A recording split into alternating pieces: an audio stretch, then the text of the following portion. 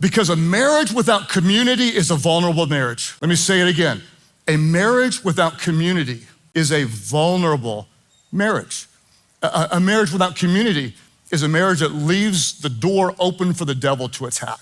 And a marriage with spiritual community is a marriage that has spiritual strength to help the couple withstand the attacks from the evil one. And it was early on in the church, years and years ago, back when we only had like 3 kids, starter family for us, right? And we had a life group, one of our early life groups, and it was this couple came for, I think it was their second time there, and we were so glad to have them.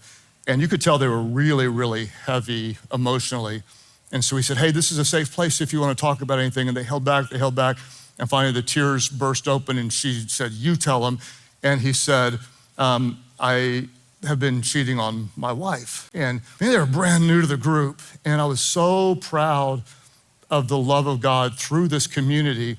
They just took this couple in and prayed for them and encouraged them. And another couple had been through that and said, hey, it's horrible, and we survived it, and now we're better, and prayed for them, and their marriage made it.